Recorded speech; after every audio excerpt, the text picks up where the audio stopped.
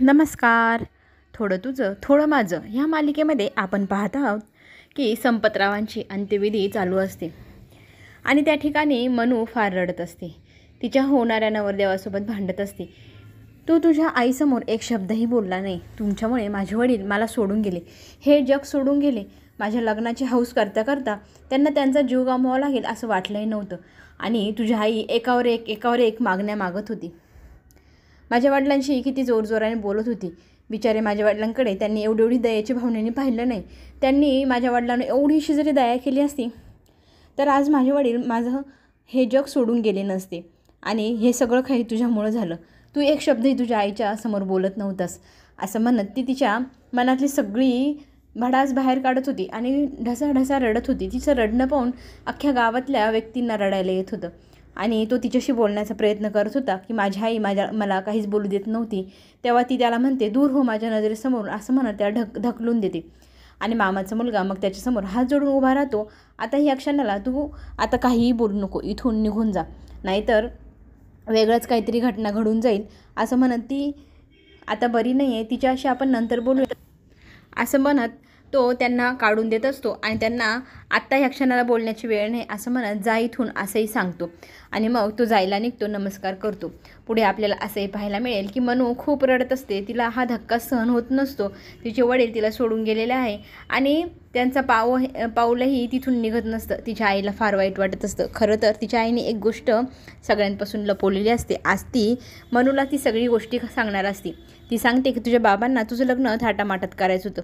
नाही म्हणता म्हणता त्यांनी आपली सगळी काही जीव प्राणाला लावून सगळं काही करण्याचा प्रयत्न केला. त्यांना जो कॉन्ट्रॅक्ट मिळणार होता त्याच्यातनं भरपूर फायदा होणार होता.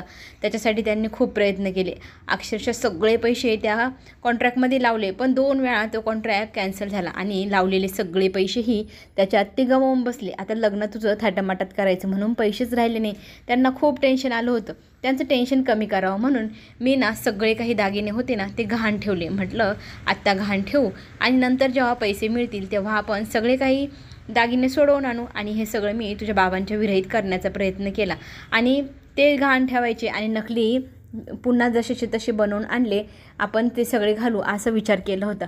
पण तुझ्या बाबांना जेव्हा कळलं की हे दागिने खोटे आहे, ते माझ्याकडे पाहत होते. अपराधीपणाची भावना मला होती. मला खरं तर त्यांना मदत करायची होती. माझी इच्छा फक्त मदत करण्याची होती. पण सगळं काही उलटच होऊन बसलं. बघ ना काय होऊन बसलं. माझं असं काही करण्याची अजिबात इच्छा नव्हती असं सांगत ती सगळं काही सांगत असती. मनू डोक्याला हात लावती. इतके दिवस माझ्यापासून ह्या सगळ्या घटना तुम्ही लपवून का ठेवल्या? मला एकदा तरी सांगायचं ना. माझ्यासाठी हे लग्न जास्त महत्त्वाचंच नव्हतं गं. मला फक्त माझे बाबा हवे होते. पण ती म्हणते तुझ्या बाबांना तू हवी होती. तुझा आयुष्यातला आनंद हवा होता. तुझ्या आनंदासाठी तुझ्या बाबांनी त्यांचा जीव पणाला लावला होता. त्यांची एवढी धडपड पाहून मलाही त्यांना काहीतरी मदत करावीशी वाटत होती.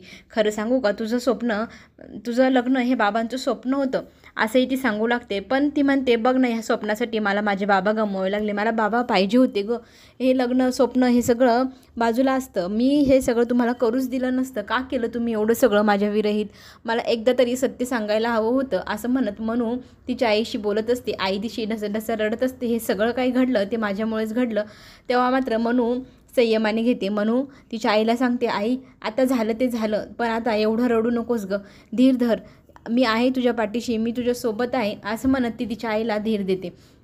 आणि तिची आई म्हणते पण माझ्यामुळेच तुझे बाबा हे जग सोडून गेले ना असं म्हणत ती रडत असते. आणि तिच्या आईला ती समजवत असते, तुम्ही दोघेही रडायचं नाही, खंबीरपणे राहायचं, मी तुमच्या पाठीशी आहे, मी तुम्हाला सोडून कुठेही जाणार नाही आणि आपण काही ना काही मार्ग काढू, हे सगळं काहीतरी निस्तरू. आत्ता तरी तिचे बाबा गेले हे दुःखही तिला होतंच, म्हणून ती तिच्या आईच्या मिठीत जाते, ढसढसा रडत असते. तिच्या आईलाही रडण्यापासून गप्प करवण्याचा प्रयत्न ती करत असते. त्यांच्यासमोर तरी ती धीराने वागते. पण बेडरूममध्ये आल्यानंतर ती खूप ढसढसा रडत असते. तिला तिच्या बाबांसोबत घालवलेला प्रत्येक क्षण आठवत असतो. तिचे बाबा तिच्यासाठी किती मेहनत करत होते, तिला कसं सगळं करायला शिकवत होते, कष्ट करायचे, स्वतःच्या मेहनतीवर मोठं व्हायचं, नाव मोठं करायचं, सगळं काही बाबांनी शिकवलं. बाबांनी ते स्वतःही केलं होतं. किती कष्टातून बाबा वर आले होते आणि आपल्या मुलींना किती प्रेमाने त्यांनी वाढवलं होतं. ते सगळे क्षण मनूच्या डोळ्यासमोरून तिच्या बाबांचे जात होते. बाबा तिच्यावर इतकं प्रेम करायचे, एक घासही तिला न खाऊ घालता स्वतः खात होते.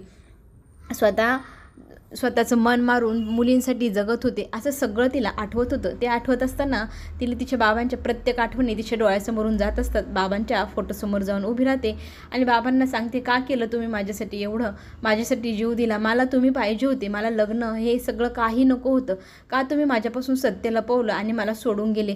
पण मला माहिती आहे तुम्ही माझ्या पाठीशी कायम खंबीरपणे उभे राहाल, तुम्ही माझ्यासोबतच आहात. इकडे तेजसची वेगळीच अवस्था.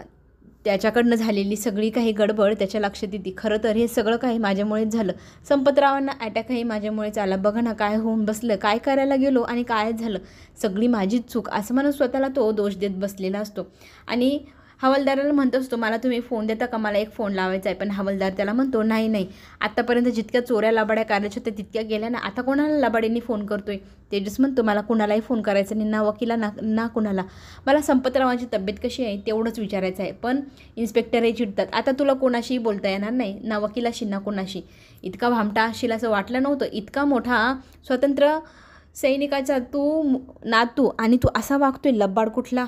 आता कोणाच्या डोक्याला टोपी फिरवायला चालला आहेस, तुला फोन वगैरे काही मिळणार नाही, आता इथे जेलमध्ये सडत राहायचं असं म्हणत ते हवालदार आणि पोलीस त्याला डाफरतात.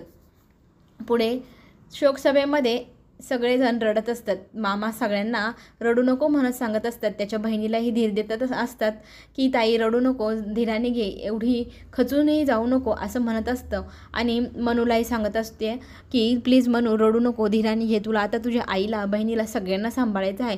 तुझे बाबा हे जग सोडून गेले जरी असले तरी मी आहे तुझ्या पाठीशी खंबीर असं म्हणत ते तिथे त्यांच्याजवळ सांत्वन करत असतात. पण त्याच वेळेला तिथे अण्णासाहेब येतात. अण्णासाहेब सणस नेहमीप्रमाणे आपली ॲक्टिंग तिथे सुरू करतात. खरंच गावातला एकदम होतकुरू पुरुष, जो ह्या गावात खूप मेहनती होता, कष्टाळू होता. माझ्या शाळेत मी जायचो लहानपणी तेव्हा माझी बॅगही तोच उचलायचा, आमच्या अण्णांच्या खूप मागे पुढे करायचा, म्हणून आमच्या अण्णांनी त्याच्या डोक्यावर वरद हस्त ठेवला. त्यामुळे तो आज इतका मोठा माणूस झाला, संपतचा संपतराव झाला. पण बघा ना काय होऊन बसलं, मुलीचं लग्न सगळ्या गावासमोर बोलून बसला, मी थाटामाटात करेल, एवढा खर्च करेल, हे करेल. पण बिचाऱ्याला खर्च तर करताच आला नाही, वरतून स्वतःचा जीव गमावून बसला. आणि हे सगळं फक्त मोठ्यापणा मिरवण्यासाठी करण्याचा प्रयत्न त्यांनी केला होता. तो त्याला काही करणं जमलंच नाही. आता वडिलांबद्दल असं सगळं बोलतंय म्हटल्यानंतर मनूचा संताप होतो. मनू त्यांना म्हणते, तुम्ही जे काय बोलतात ते तिथेच थांबवा. पण तो म्हणतो असं बोलून चालणार नाही, आपण गावासमोर आदर्श ठेवला पाहिजे, कोणीही मुलीचं लग्न करण्यासाठी एवढं उठाठेव करायला नको आहे असं म्हणत त्यांना सगळ्यांना ती सांगते की इथून पुढे कोणीही एवढा मोठी झेप घ्यायची नाही, कोणीही कर्ज काढून मुलीचं लग्न करायचं नाही. तेव्हा मात्र मनू म्हणते, माझ्या वडिलांनी जे काही केलं ते कष्टाने कमवलेलं होतं, त्यांनी काहीही चुकीचं काम केलं नव्हतं आणि त्यांच्या बाबतीत जे घडलं ते घडलं. पण त्याचा मेलेल्या माणसाबद्दल असं बोलू नका असं म्हणत ती अण्णांशी भांडत असते. तुम्ही दरवेळेलाच माझ्या अण्णांना घालून पाडून बोलत असतात, आता मेले तरी तुम्ही संधी सोडत नाही बोलायची. तेव्हा ते म्हणतात, अगं बघ, तुझ्या वडिलांनी माझ्या नावावर वीटभट्टी केली आणि तुझ्या हळदीच्या दिवशी माझ्याजवळ पैसे मागायला आले होते, मग तो बघ शेवटचा त्यांचा अंगठा त्यांनी तिथे लावलेला आहे आणि माझ्याजवळ तुझ्या हळदीच्या दिवशी पैसे घेऊन गेले. आता मनूला हे ऐकून मोठा धक्का बसला. असं माझे बाबा करणारच नाही, कसं शक्य आहे, बाबांकडे तर पैसे आले असते ना. मग ती बघते एवढं सगळं झालेलं आहे, बाबांची त्याच्यावर अंगठाई आहे, पण मग कधी कसं ती मान्यच करायला तयार नसते, माझे बाबा असं काहीतरी करतील. पण तिच्या आईला आठवतं की हळदीच्या दिवशी ते कुणाशी तरी फोनवर बोलत होते, हो मला तुमचा थोडा वेळ हवा आहे, मला थोडा वेळ तुमच्याशी बोलायचं आहे, प्लीज मला वेळ द्या. तेव्हा त्यांनी थोड्याच वेळात येतो ग मी असं म्हणत तिच्या आईला सांगितलं आलोच. पण ती म्हणते, तुम्ही कुठे चालले, पैशाची सोय करायला चाललो असंही तू म्हणत होता. पण ती म्हणते, एवढ्या थोड्या वेळात इतके पैसे आणणार कुठून. ते म्हणतात, मी बरोबर करतो आणि पैसे घेऊन येतो असं म्हणून गेले होते. याचा अर्थ त्यांनी यांच्याकडनंच पैसे घेतले. आणि मनूलाही आठवतं की माझ्या हळदीच्या दिवशी बाबा खूप पिलेले होते, काहीतरी बडबडही करत होते, हेच सांगण्याचा प्रयत्न ते मला करत होते, ते मला कळलंच नाही असंही तिला आठवत असतं. आणि सगळ्यांसमोर शोकसभेत अण्णा म्हणत असतात, झालं ते झालं, आता तुमच्यावर वाईट वेळ आलेली आहे, तेव्हा मीही एवढा क्रूरही नाही वाईटही नाही. आता मी बाप्पासाहेबांशीही बोलतो आणि बाप्पाला सांगतो की यांचं घर लगेच खाली करायला नका लावू, 4-5 दिवस तरी त्यांना इथे राहू द्या, इतक्या कमी वेळात ते कुठं जातील. बघा ना, संपतरावने त्यांच्यासाठी ना घर ठेवलं, ना वीटभट्टी ठेवली, ना मागे पैसा अडका ठेवला, कसं आहे ना. पण आपण माणुसकी सोडायची नाही हां असं म्हणत दुसरे गावातले मंडळी तिथे उभे राहू लागले. कोण दुकानदार माझ्याजवळ किराणा नेला आहे, कोण म्हणते माझं मंडपाचे पैसे बाकी आहे, कोण काय म्हणते, कोण प्रत्येकजण आपापली पैसे मागण्यासाठी तिथे मांडवात शोकसभेतच उभे राहतात. आता एवढ्या सगळ्यांपासून यांनी काय काय उधार घेतले, यांचे पैसे कधी कुठून द्यायचे असं म्हणत त्यांना मोठा धक्का बसतो. मनूच्या आईलाही धक्का बसतो. तेव्हा त्यांचे सेक्रेटरी म्हणतात खरंच संपतरावांनी यांच्या सगळ्यांकडनं पैसे घेतलेले आहे. आता प्रत्येकजण पैसे मागते म्हटल्यानंतर मनूच्या आईला चक्कर येऊ लागते. मग अण्णा सगळ्यांना म्हणतात की सगळ्यांनी आता गप्प राहायचं. 2-3 दिवस यांच्याकडे कोणीही पैसे मागायचे नाही. बिचाऱ्यांची परिस्थिती कशी आहे, आता तुम्ही 2-3 दिवस घर पण खाली करू नका असंही म्हणू लागतात. पण मनू म्हणते आम्ही फार स्वाभिमानी आहोत. आमच्या अण्णांनी आमच्यासाठी स्वाभिमान ठेवलेला आहे, त्यामुळे आम्ही स्वाभिमानी आहोत. उद्याच्या उद्या तुमचं घर खाली करून जातो असं म्हणत ती आता त्यांना चॅलेंजेस देते की माझ्या वडिलांबद्दल कोणीही वाईट बोलायचं नाही. तेव्हा गावातले दुसरे मंडळी पैसे मागत असतात. ते सांगतात ह्या संपतरावच्या जितक्या गाड्या आहे ना तितक्या सगळ्यांनी घेऊन जा, म्हणजे त्याचे पैसे फिटून जातील. मग तीही मनूही म्हणते हो, सगळ्यांनी वस्तू घेऊन जा आणि कोणीही पैसे माझ्या बाबांकडे मागायचे नाही आणि त्यांच्या नावाची उधारी आहे असंही कोणी बोलायचं नाही. तितक्यात अण्णा म्हणतात तू आहेच कर्तबगार. तुझ्या वडिलांनी गमावलेलं सगळं काही तू परत मिळवशील याची मला खात्री आहे. आणि खरंच तुम्हाला कसली गरज लागली तर मी तुमच्या पाठीशी आहे. तुम्ही मला मुलीसारखे आहात असंही तो मनूला आणि तिच्या लहान्या बहिणीला सांगू लागतात. इकडे गायत्री मात्र फार खुश असते. तेजस प्रभू शेवटी गेलाच जेलमध्ये असं म्हणत ती तिचा आनंद जल्लोष तिथे साजरा करत असते. त्याच वेळेला तिचा नवरा तिथे येतो. तिच्याशी बोलण्यासाठी घाबरतच तिला म्हणतो मला वाटतंय आईची तब्येत फारच खराब झाली आहे, प्लीज तू तेजसला सोडवावं. तेव्हा ती हसते. मी आणि तुझ्या भावाला का सोडवू, ते काम तर तुझं आहे, जा तू तुझ्या भावाला सोडवून आण. तेव्हा तो म्हणतो माझ्याकडे पैसे नाही, मी कसं सोडवू, तुझ्या शब्दानेच ते सोडतील, प्लीज काहीतरी कर ना. ती म्हणते मी का करू, पण तुझा भाऊ तू बघ. पण तो म्हणतो आईची तब्येतही खराब होत आहे, बिचारी तिचीही तब्येत बरी नाही. मग ती म्हणते पण मी जर सोडवून आणलं तर त्याच्या बदल्यात मला काहीतरी लागेल ना, काय देईल तो मला त्याच्या बदल्यात. तेव्हा तो म्हणतो तुला हवं ते घे, पण प्लीज आईची तब्येत खूपच खराब होत चालली आहे, तुला पाहिजे ती गोष्ट घे आणि प्लीज त्याला सोडवून आण. आता ती त्यांच्याकडे मागते घराची कागदपत्र. घर नाव करून हवं, याने तर केलं पण तेजस करत नाही साई, म्हणून ते घर अडकलंय. आता तो म्हणतो ठीक आहे, त्याच्याजवळनं सही घे आणि त्याला जेलमधनं सोडवून आण. आणि ह्या बदल्यामध्ये त्यांची डील होते की आता घराच्या पेपरवर सही करायची आणि तेजसनी जेलमधनं बाहेर यायचं. पण आता तेजसही ह्या गोष्टीला तयार व्हायला हवा ना. गायत्री मात्र फार खुश असते की यांनी जर सही केली तर घर सगळं माझ्या नावावर, मी सगळं पुन्हा मिळवू शकेल असं म्हणत तिला खूप आनंद वाटत असतो. आणि ती तेजसला सोडवण्यासाठी मग जाते पोलीस स्टेशनला. तिथे जाऊन ती तेजसला सांगते याच्यावरती सही कर, मी तुला लगेच जेलमधनं बाहेर काढते. आता हे कसले पेपर म्हणून तेजस विचारू लागतो. गायत्री सांगते हे घराच्या प्रॉपर्टीचे पेपर, ज्याच्यावर तुझी सही बाकी आहे ती केली की कामच झालं.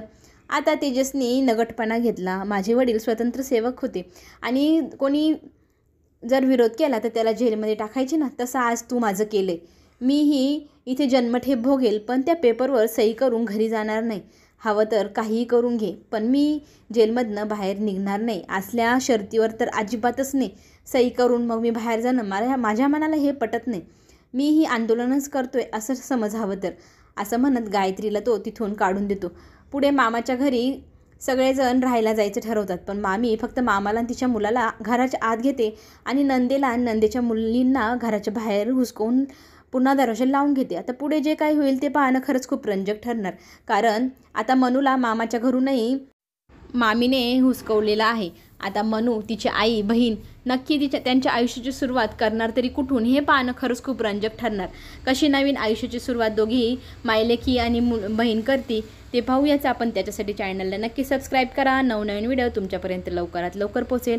चला तर मग पुन्हा भेटू. धन्यवाद.